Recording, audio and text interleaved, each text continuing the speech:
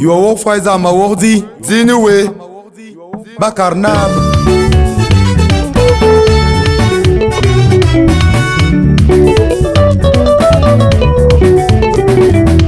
Eh oh Bakayo, oh Bakayo, Bamba Polito Rakeyo, Bamba Jean Soakeyo.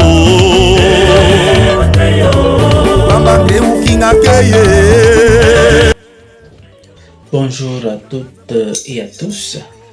Merci de nous rejoindre pour cette interview spéciale consacrée à la musique gospel.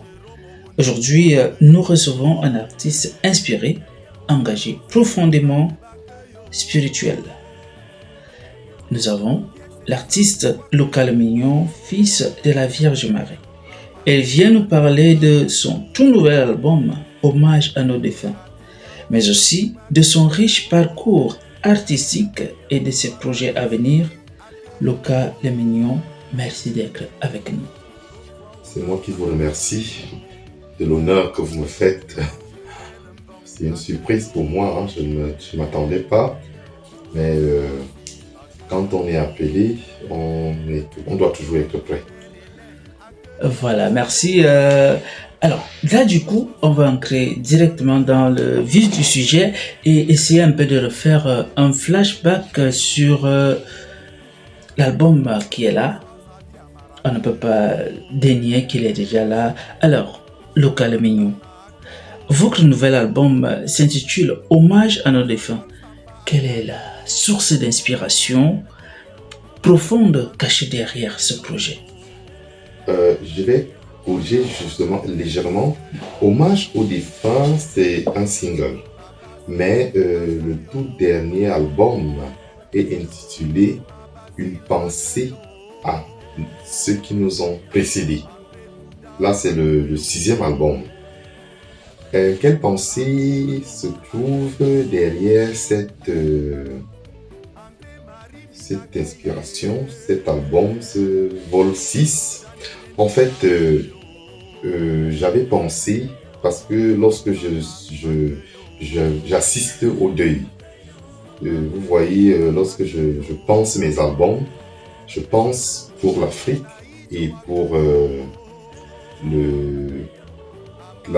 je pense pour l'Europe et pour l'Afrique, le Cameroun en général. Bon, le Cameroun, c'est un Afrique en miniature, continent. Donc, lorsque j'assiste au deuil ici en Europe, je suis beaucoup de musique et ce sont les musiques de tous les jours, les musiques d'adoration et tout, mais difficilement on a suivi, comme à l'époque on disait, les chants de deuil. Ce ne sont pas les chants de deuil, mais les chants de méditation pour la circonstance. C'est pourquoi j'ai eu cette idée, j'ai pensé qu'il fallait que je mette quand même sur pied ces chants, ces morceaux, ces chants de méditation pour... je ne voudrais pas utiliser le mot deuil, mais je vais le faire pour le deuil. Donc j'ai essayé de sélectionner une dizaine, quinzaine de morceaux pour faire honneur à nos disparus. Parce que pour nous catholiques, la catéchèse catholique nous enseigne que les morts ne sont pas morts.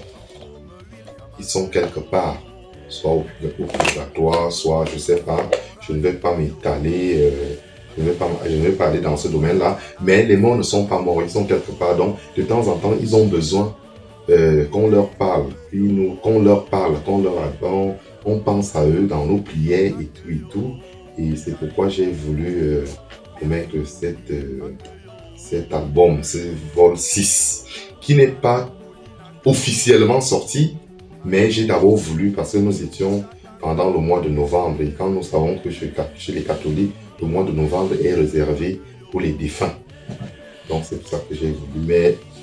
Voilà, tu me permets du coup d'entrer dans la deuxième question qui t'est réservée. Alors, à qui s'adresse principalement cet album? Est-ce aux familles endeuillées, à l'église ou à toute la communauté chrétienne? à toute la communauté chrétienne du monde entier. Ouais. Il s'adresse à toute la communauté chrétienne du monde entier. Tout le monde peut se retrouver dans cet album. Donc, parce que Jésus, il n'est pas Jésus ou bien sa maman. Il y a un morceau qui est sorti dans le vol, je pense, le vol 5 ou le vol 4, où je parle, apprends-moi maman a dit oui. Et pendant les couplets, on parle de tu es la mère de tout le monde. Donc de tout le monde. Jésus est pour tout le monde. Donc ça fait que mon album s'adresse à tout le monde. Voilà. Il y a eu à Pègre, qui a déjà eu à Pègre, une âme sœur, une personne qui nous est chère, quoi. Ouais, voilà. Voilà. Alors, musicalement parlant et spirituellement, qu'est-ce qui vous distingue, bien disons, qu'est-ce qui distingue cet album de vos précédentes œuvres? Cet album, il est spécialement, parce que lorsque je me présente toujours, je me présente comme artiste gospel, Lucas Le Mignon, fils de la Très Sainte Vierge Marie, auteur, compositeur, adaptateur et interprète. Bon, j'ai souvent reçu de temps en temps des attaques ou bien des critiques qui disent « Oh, pourquoi tu ne fais pas tes métiers, tu ne fais que reprendre des morceaux des gens ?» Je donne souvent une réponse à ça pour dire que je suis devenu Lucas Le Mignon aujourd'hui. Ce n'est pas parce que j'ai souvent chanté mes compositions, mais c'est parce que j'ai souvent interprété. Parce que mon fort, en fait, c'est l'interprétation. Donc ici, dans les précédents albums, telle est votre question, dans les précédents albums, j'ai souvent mis mes compositions propres et parfois un morceau de nos anciens parce que je suis un peu celui-là qui veut apporter et la nouvelle génération et l'ancienne génération, parce qu'on ne doit pas oublier les anciens. Ce sont eux qui nous ont initiés. Et c'est pourquoi, quand vous allez regarder mes albums, vous allez toujours trouver qu'il y a de nouvelles compositions qui sont propres à moi. Il y a des adaptations, il y a des anciens, donc des interprétations. Donc voilà un peu, j'espère avoir répondu à votre question. Voilà, merci, vous avez répondu. Alors, y a-t-il un titre phare ou un message particulier que vous souhaitez que les auditeurs retiennent après l'écoute de cet album qui arrive, bien du titre qui est déjà sur YouTube? Oui, vous avez vu, après cet album du vol 6, il y a d'autres singles qui sont sortis, c'est-à-dire Zambi Pedi, Ateblanti, Une pensée pieuse. C'est là où vous m'avez donné quel titre là? C'était Hommage à nos défunts. Voilà, Hommage à nos défunts. Et il y a aussi l'autre morceau où j'ai fait Ivouinabé. Ivouinabé, c'est la suite du vol 6. Mais que j'ai voulu séparer. Alors, parlant de Ivouinabé, quelqu'un m'a dit un jour, Ivouinabé c'est similable à Ekwememe. Pourquoi cette similitude? Et m'a demandé, mais pourquoi, à qui on donnera les droits d'auteur? En fait, Ivouinabé, oui, c'est un peu, je ne vais pas dire une copie, mais vous savez, généralement, lorsque nous commettons des œuvres, il y a quelqu'un qui nous inspire toujours. On peut être inspiré par Jésus, on peut être inspiré par la Vierge Marie, mais cette dame, lorsqu'on annonce son deuil, le deuil d'Ekwememe, ça m'avait touché profondément. Ça m'avait touché profondément et c'est principalement son morceau qui a fait boum dans le monde entier. Ça fait donc que dans ma tête, comme je vous ai dit, je suis aussi adaptateur. Je cherchais donc comment, là c'est en anglais, comment faire pour adapter à ma langue. J'aime toujours dire que les Hondo, c'est la langue que Dieu écoute le plus. Dans l'une de mes interviews, je l'avais déjà dit que les Hondo, c'est la langue que Dieu écoute le plus. Et moi, je voudrais même un jour chanter les Hondo au Vatican parce que c'est notre siège chrétien. Donc, j'ai donc voulu adapter Ekun Aimé en langue Ewondo. Il est vrai, l'idée, j'étais encore en pensée, c'est là où je me balade à TikTok et je vois nos consoeurs qui étaient en train de blaguer autour soit d'un verre de bière et tout. Ils ont sorti ça. Ils trouvent que cette idée, ils trouvent que j'étais déjà en train de réfléchir comment est-ce que je peux adapter Eko Aimé en ma dialecte de la langue Ewondo. Et bam, ça me touche et je compose donc quelque chose. Je dis ok, je vais composer, il me donne l'idée, il me permet d'avancer dans ma pensée. Mais parce que aussi, je voulais tantôt dire que le dé de la dame de l'artiste Eko Aimé m'avait beaucoup touché. Et ça fait donc qu'à la suite de ça, il y a mon frère qui meurt. Je ne m'attendais pas. Ça m'a touché. Et lorsqu'on parle, on dit que mon frère est parti, il y a beaucoup de choses qui se sont dites tout autour. J'ai donc dit, en fait, le titre c'est Coup de gueule au sorcier. Coup de gueule aux sorciers et donc j'engueule un peu les sorciers. Alors, et si ce n'est pas indiscret, comment s'appelait votre frère? Mebenga Conrad Valérie. En fait, il porte aussi à peu près mon nom, Mebenga. Moi, je suis Mebenga Luc Stéphane. Lui, c'était Mebenga Conrad Valérie parce que nous sortons de la famille Mebenga. Alors, carrément, sortons de cette page un peu plus triste. Et puis, revenons un tout petit peu sur vos albums qui ont fait des choux gras, qui ont fait un succès. Alors, dites-nous, Mavo Wangang Anti, il y a eu une première sortie et puis il y a eu une deuxième sortie. Revenons donc un peu au début avec Mavo Wangang Anti. Que représente pour vous la première et la deuxième sortie de cet album dans votre parcours? Mavo Wangang Anti, c'est mon vol 1, mon premier album. C'est-à-dire, c'est une façon de dire merci lorsque je regarde un peu le parcours de ma vie terrestre jusqu'à cette époque-là sur Terre. C'est-à-dire, je vois mon parcours, je commence, et ainsi de suite, et Dieu en 2010 me bénit. Quelque chose que j'ai souvent demandé depuis fort longtemps. Je me suis abandonné à Dieu et je lui avais dit un jour, j'étais à la grotte de Mvolier, Marial. Je lui ai dit, je parlais, quand je parle Dieu, hein, Dieu c'est qui? Dieu c'est la Vierge Marie, Dieu c'est Jésus-Christ, parce que quand on parle, on ne peut jamais parler du Christ sans parler de la Vierge. Parce que il y a un mot qui, on dit toujours, jamais, vous pouvez m'aider, c'est-à-dire... Pas un pas sans Marie. Voilà, pas un pas sans Marie, par Marie.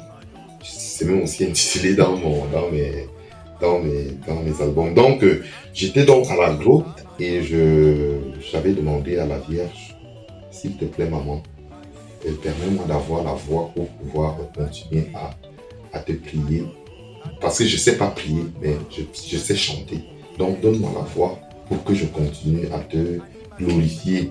Et c'est ça qui m'a donc permis de résumer ce merci, parce que la Vierge, elle parle à son fils, je me dis, chrétiennement parlant, elle a eu à poser mon vœu à son fils qui m'a accordé cette voix angélique. Et Dieu m'étant béni, m'ayant béni, je suis appelé à partir du Cameroun. Il y a donc certains de mes fans, de mes chrétiens de la basilique et même du monde entier qui venaient toujours là. Parce que je vais vous dire, les gens venaient toujours de partout.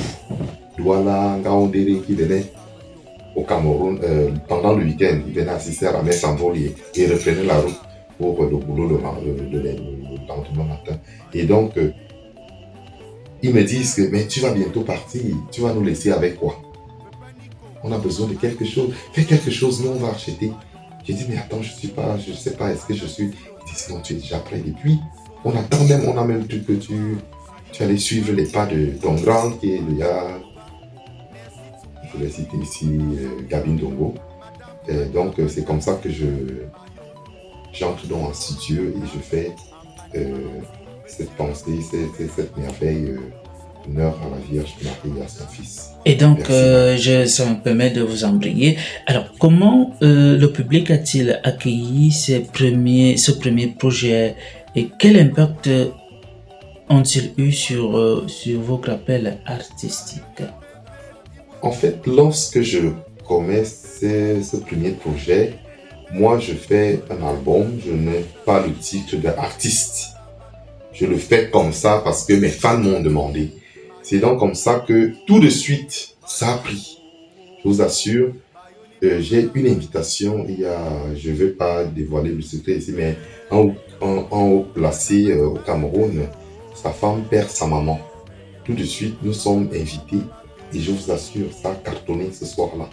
C'est-à-dire, les billets sortaient comme si, lorsqu'on a commencé à chanter cet album, les gens ont commencé à demander « Ah, c'est quoi? C'est un nouvel album et tout et tout. » C'est comme ça, donc là, je peux même dire que ce soir-là, nous sommes allés à la veillée pour animer, mais c'est devenu comme un concert et comme un concert de distribution.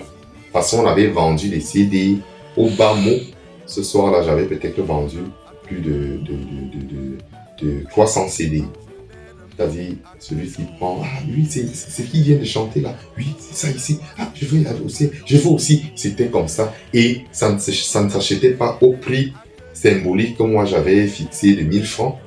Les gens, quelqu'un te donnait 5000, ils disaient, non, garde la monnaie, c'est très beau. Donc, ça a vraiment cartonné. Et ça cartonne encore jusqu'à présent. Hein, parce que je vois mes fans, ils boudent un peu toutes les autres sorties, eux, en l'occurrence, mon manager, Jean-Jean Vidéo, c'est-à-dire, il est toujours, quand je lui présente un nouveau projet, il dit, mais attends, moi, je n'ai pas encore fini de déguster le premier là, hein, parce qu'on n'a pas encore tout. Je dis, mais attends, je ne vais pas rester seulement avec ce premier projet, je dois avancer. Donc, pour vous dire que depuis plus de 14 ans jusqu'à aujourd'hui, 2011-2025, au soir de 2025, cet album cartonne toujours. Et puis, il y a un autre titre, album qui est sorti, Bienvenue et Merci Maman, qui était un hommage à maman Chantal Biya. Donc, vous avez dédié Merci à maman Chantal Biya. Mais pourquoi ce choix et quel message voulez-vous transmettre à travers cet hommage? Vous savez, la Vierge Marie est la mère de tout le monde. Et quand on parle de Chantal Biya, s'il faut un peu ramener les choses dans le style mondain, dans la vie mondaine, je vais dire que Chantal Biya est un peu comme la Vierge Marie du Cameroun. Parce qu'elle pense aux démunis, aux laissés pour compte. Bref, elle pense à tout cela. Elle pense à tous les Camerounais. Et moi, ayant servi dans le centre qui porte son nom, Fondation Chantal Biya, Centre Mère et Enfants de la Fondation Chantal Biya au Cameroun, j'ai voulu aussi lui faire cet hommage-là, pour lui dire merci maman, merci pour tout ce que tu fais pour les Camerounais. Merci pour tout ce que tu fais pour ceux-là qui sont démunis, laissés pour compte, pour les pauvres. Il est vrai, moi je dis toujours qu'il n'y a pas de pauvres. Mais on est toujours riche, je ne sais pas. Bref, c'était aussi un clin d'œil à la première dame du Cameroun par ses œuvres. Parce que je la suis un peu, je l'ai souvent suivie lorsque j'étais à la Fondation Chantal Biya. Et je continue également à la suivre de temps en temps parce que c'est un peu comme mon nombril. Je commence à officier très jeune à la Fondation Chantal Biya et je vois c'est une continuité qu'on pense retrouver tout et tout. Et par la suite, vous nous avez sorti un tout autre album, Chemin de Grâce, qui est souvent présenté comme votre album de confirmation. En quoi marque-t-il une étape décisive dans votre ministère musical? Le chemin de grâce, je devais en fait le sortir en 2015. Parce que je viens au Cameroun en 2013. Quand je pars du Cameroun en 2011. Mes fans me réclament, ah tu es où et tout, il est vrai, tu es dehors, mais on veut quand même, on veut sentir que l'artiste vit. Mais j'ai dit, mais entrez à YouTube ou bien partout, parce que je faisais les concerts. Mais je vais arrêter en fin d'année 2014, début 2015, parce que, je suis frappé par le deuil de mon père. Mon père meurt et ça me traumatise. Parce que j'étais en train de me préparer pour aller, on dit souvent dans notre langue, Tunisioma. Je suis venu en Europe, je ne lui avais pas dit au revoir. Et après, je voulais donc lui faire une surprise. Je me préparais pour aller le tourner. Je devais aller en décembre, en fait, décembre de la fin d'année. En fin d'année, j'allais lui faire une surprise. Je sors de garde. Je regarde mon téléphone, c'est là où je reçois le message que papa vient de mourir. Ça m'avait choqué.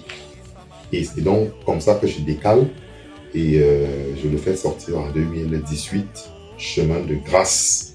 Chemin de grâce qui est en fait le 3e vol de l'artiste Lucas Dominion.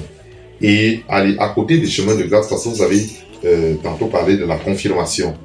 La confirmation, c'est le vol 4. Ça confirme, j'ai voulu intituler ça comme ça pour dire que, en fait, Lucas Le Mignon existe. Lucas Le Mignon continue à produire des œuvres et il vous confirme que il peut le faire. Parce que la majorité, ce sont ses compositions. Oui, sauf le 4. Voilà, et puis voilà. Merci pour... nous présente. C'est la confirmation. Oui. L'album avant, c'était, on a parlé de Chemin de grâce. Je me permets de le faire, hein, si vous me permettez. Le vol 1 qui était le vol 3, le vol 2 qui était intitulé à la première dame. Merci et bienvenue, maman. Ça, c'est le vol 2. Et le vol 1, première impression, il est là. Et deuxième impression, en fait, c'est le même bébé. Donc, vol 1, vol 2, vol 3, vol 4 et vol 5. Alors, tu nous présentes là le vol 5. On voit bien que le titre, c'est Onefara comme Melchizedek, qui est dédié au Père Christian. Mais qui est le Père Christian? Le Père Christian, c'est un frère avec qui nous avons cheminé, un frère de sang, un frère d'amour, un frère...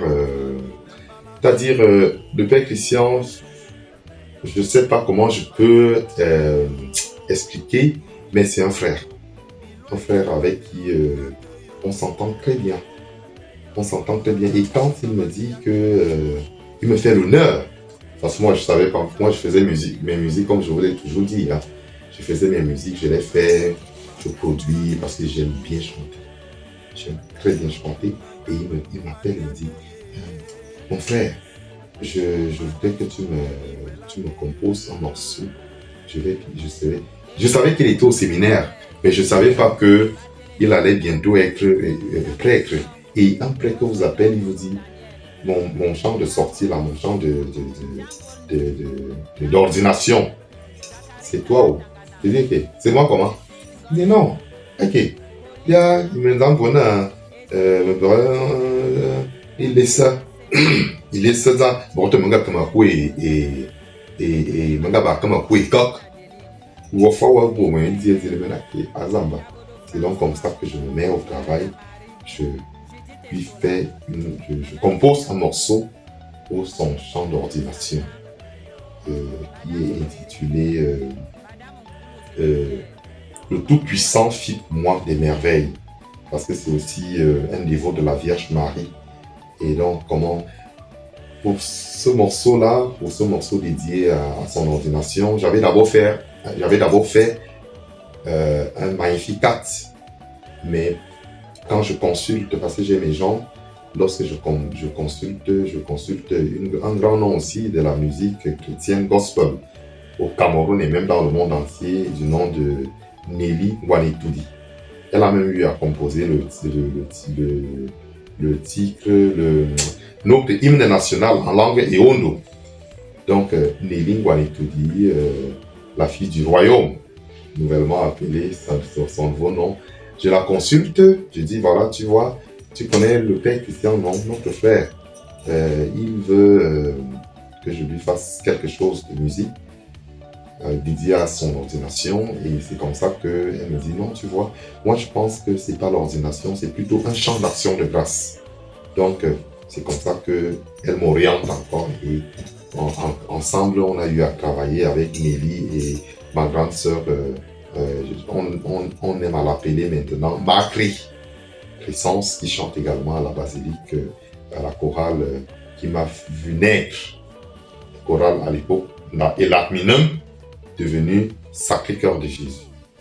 Donc c'est comme ça qu'on a eu à travailler sur ce morceau dédié à l'ordination du père Christian Ngoura, et il a tout de suite accueilli le morceau, il était émerveillé parce que vous voyez, le père Christian m'appelle, il m'envoie le message, il m'avait d'abord envoyé le message, après j'étais en train d'aller au boulot, je vous assure, je vais au boulot, je suis émerveillé que oh, il a posé son regard sur son frère, que je devais lui faire honneur.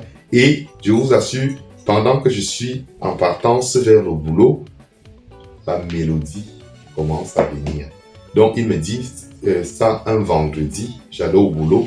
Je vous assure que dimanche, le croquis était déjà fait. Donc, on ne fera encore mercredi. C'est comme voilà un peu son histoire. Et donc, comment cette œuvre a-t-elle renforcé votre engagement au service de l'évangile à travers la musique?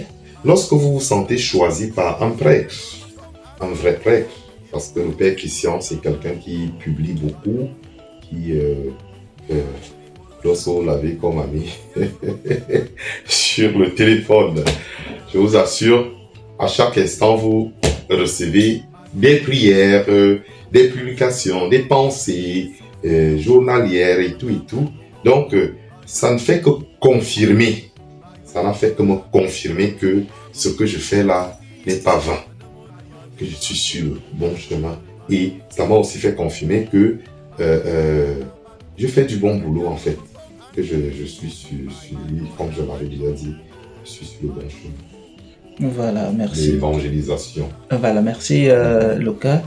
Alors, quels sont vos projets musicaux, artistiques à court, à moyen terme? Peut-on s'attendre à de nouvelles collaborations ou à un nouveau style musical? Par exemple, nous avons des artistes qui sont en train de monter comme Bébé Chou. Qu'est-ce que vous pensez? C'est ma soeur, c'est ma fille. Ma fille, je pourrais dire, ce sont mes enfants. Quand je dis enfants, c'est pas que ce sont mes petites sœurs, mais que lorsque j'étais encore en activité à la basilique, à la chorale Marie Reine des Apôtres, je suis encore en activité, mais je suis, parce que je suis en Europe, vous savez bien que je suis à Zurich, en Suisse. Ce sont des enfants que j'ai souvent montré, accompagné, parce que si vous voyez mes albums, elles ont eu à intervenir, que ce soit côté vidéo, clip, ou bien côté studio. Et Bébé Chou là, je vais vous dire, c'est aussi ma soeur même, hein, ma soeur Manu Wanvorbelinga, parce que ma mère elle est Wanvorbelinga et elle aussi sa maman Wanvorbelinga. Donc c'est ma soeur en même temps ma fille côté musical. Donc vous avez parlé là de mes projets.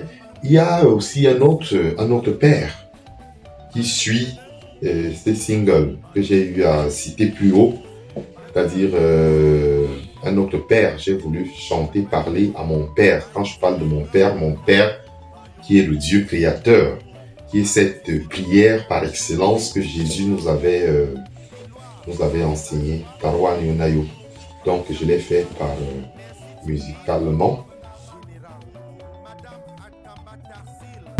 Alors, dites-nous... Les projets. Vous avez parlé de mes projets ou bien des collaborations. Oh, oui.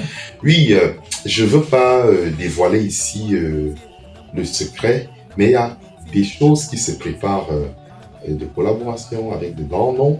J'avais déjà cité ces grands noms. Gaby Ndongo. Oh, Gaby Ndongo, non. Gaby Ndongo, je ne sais pas pourquoi ça ne vient pas encore, hein, mais beaucoup de gens me le demandent. Mais plutôt, le choix est entre la mama et la diva. Vous pouvez faire la différence. Je ne vais pas dévoiler le secret. La mama ou la diva étant du Cameroun. Je vais rester comme ça. C'est quelque chose qui est au laboratoire. C'est au laboratoire. Ce sont ces deux personnes-là m'ont beaucoup marqué musicalement comme femme. J'ai aussi d'autres noms, hein. J'ai d'autres noms, mais je vais vous dire que la diva, l'une des plus belles femmes du Cameroun, je ne sais pas, pour ceux qui devinent, ils peuvent le dire, il y a quelque chose qui va se présenter. Si ce n'est elle, ce sera peut-être avec la maman. Alors, dites-nous, comment voyez-vous l'évolution de votre carrière professionnelle et artistique dans les années à venir? Parce que tout à l'heure, vous nous avez parlé de la garde, ça veut dire que vous êtes dans le domaine... Oui, je suis dans le domaine de la santé depuis le Cameroun. D'ailleurs, même ce petit sobriquet, ce nom d'artiste que je porte, Mignon. Mignon, c'est l'une de mes patientes que j'avais déjà dit plus haut, plus tard, plus avant. C'est-à-dire, j'avais soigné un petit enfant qui était drépanocytaire, qui avait des douleurs. J'ai eu à lui donner des antalgiques qui l'ont soulagé. Et à l'issue de ça, il dit à sa maman, maman. Et il m'avait dit, merci docteur Mignon. J'ai dit, merci docteur Mignon. Donc, bref, j'avais déjà donné cette petite histoire. Et donc, je suis dans le monde de la médecine. Je suis dans le monde de la médecine parce que musicalement, la musique gospel, c'est difficile. Elle ne prend pas... Les gens aiment. Mais ça, c'est difficile. Ils aiment consommer du gratuit. Ils entrent à YouTube, mais quand tu veux déjà... Bon, il est vrai aussi, on attend, on ne se connaît pas notre lendemain. On ne sait pas passer les grands noms comme les Whitney Houston. Je pourrais aussi citer Michael Jackson. C'était d'abord des artistes gospel qui sont devenus des grands noms dans le monde entier, mondialement connus. Donc, moi, je chemine et comme je vous ai aussi parlé de mes projets là, peut-être que c'est aussi une façon pour moi de prendre déjà l'escalier pour... mais je vous dis, c'est pas facile là. C'est pas facile du tout. Si tu n'aimes pas la musique, si tu viens dans la musique pour te faire de l'argent, tu vas abandonner à la cible. Mais je pourrais me considérer que je suis genre moyen 2. Donc si quelqu'un qui part de la cible, qui est déjà beaucoup moyen 2, ça veut dire que ça promet. Alors, dites-nous, Local Mignon, quel message souhaitez-vous adresser à la jeunesse camerounaise du monde entier et aux fidèles chrétiens qui vous suivent et s'inspirent de votre parcours? Aimez-vous les uns les autres. Comme le Christ même l'a dit, je suis le chemin, la vérité et la vie. Aimez-vous les uns les autres. Le désordre dans le monde n'est pas bien. Quand je regarde un peu ce qui se passe dans mon pays en ce moment, les divisions, je vais leur dire les 10 commandements, 3e commandement, tu honoreras ton père et ta mère. Ton père n'est pas celui qui t'a mis au monde, ou ta mère, ton parent en général. Notre éducation que nous avons reçue à Volier, parce que je suis un produit pur de Volier. Dernièrement, on m'a donné cet honneur-là, cet ainsi honneur me dire que je suis l'un des ambassadeurs de la basilique mineure de Mvolier en Europe. Lorsqu'on me donne ce signe honneur, vous sentez que ça veut dire que ce que je fais n'est pas vain, c'est quelque chose de grand. Et les gens, je suis suivi. Donc je vais dire à tous les Camerounais, à tous les gens, à tous nos frères et sœurs, nos enfants, nos parents, du continent, de prôner l'amour. Le véritable amour. L'amour du prochain. Parce que la parole de Dieu nous dit, aime-toi. Aime ton prochain comme toi-même. Si tu te détestes, tu ne peux pas aimer l'autre. Donc si tu t'aimes, tu dois aimer ton frère. Donc je voudrais dire halte à ce désordre qui se passe au Cameroun en ce moment. Et même dans le monde entier. Mais je parle particulièrement du Cameroun parce que j'ai mal au cœur. Lorsque je sais qu'on a grandi avant, on avait le respect total des aînés. On a grandi au camp. Je ne savais pas qui était mon père, qui était ma mère. Si je faisais une bêtise, le parent de l'un de mes frères pouvait me corriger. Et lorsque ma maman rentrait, elle n'ajoutait pas un mot. Au contraire, elle disait que, Aboda, que ce soit moi, que ce soit n'importe quel enfant du camp, on était corrigé par n'importe quel parent. Et donc, lorsque je vois ce qui se passe, je voudrais appeler mes beaux-frères à revenir à la raison et à respecter les institutions de la République, à respecter nos aînés. Nos aînés, je parle ici de notre patriarche, président de la République du Cameroun, l'institution du Cameroun. Je vais leur demander de respecter cela. Je suis apolitique, je ne fais pas la politique, mais vous savez que lorsqu'on est dans la foi, lorsqu'on est dans la chrétienne, nous devons parler vérité, nous devons prôner l'amour, nous devons prôner la paix. Ce grand patriarche qui est notre président de la République, je vais citer ici Monsieur l'Excellence, Monsieur Paul Biya, est un mendiant de la paix. Je voudrais que ses enfants suivent ce chemin-là pour la paix au Cameroun, pour la paix au continent africain, pour la paix dans le monde entier. Merci beaucoup, Lucas Le Mignon. On peut continuer à parler et nous n'aurons pas une fin. Mais là, nous sommes obligés de nous arrêter là parce que on a essayé de faire le tour et nous arrivons à la fin. Et merci pour ce moment de partage de foi et de musique. Nous vous souhaitons un plein succès. Merci pour votre nouvel album Hommage à nos défunts et beaucoup de bénédictions pour la suite. Merci, je reçois. De votre mission. Je reçois, mais je pars en disant que chacun dans le monde entier essaie de regarder dans la vie de la Bible et qu'il cherche un modèle de foi. Mon modèle de foi, c'est la Vierge Marie. C'est pourquoi tantôt les gens aiment toujours me dire, parce que je suis Lucas Le Mignon, fils de la très sainte Vierge Marie. Donc, pour ceux, si je parle de ça aujourd'hui, c'est qu'il y a beaucoup de gens qui se demandent, mais pourquoi tu choisis la Vierge Marie? Parce que la Vierge Marie est amour, la Vierge Marie est pour tout le monde, la Vierge Marie accepte tous ses enfants. Et elle m'a accepté comme un instrument de cette grande famille chrétienne. Je voudrais donc donner un conseil à tous les chrétiens du monde entier de choisir un modèle de foi. Le mien, c'est la Vierge. Cherchez un modèle de foi et vous allez réussir dans votre vie de foi chrétienne. Merci. Alors, vous vous êtes dit qui était derrière la voix en off. C'est bien moi, le père Christian Goura, ou encore Fratello Kizito. Alors, c'est un plaisir de vous interviewer aujourd'hui, Lucas Le Mignon. Merci, mon père. Merci. Alors, merci pour cet honneur. Voilà, l'honneur, mes choix. Alors, que Dieu vous bénisse et que tout se passe selon la volonté de Dieu et que l'album que vous nous présentez, cela puisse bien se passer. Et que... merci.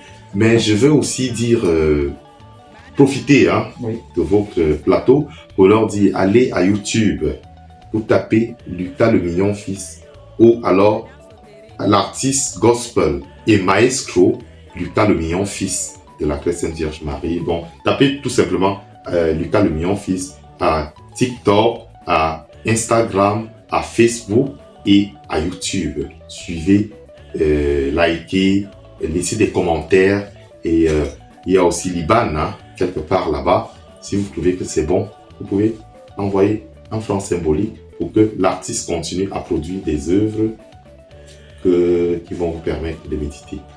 Tout est dit. À la prochaine. Merci.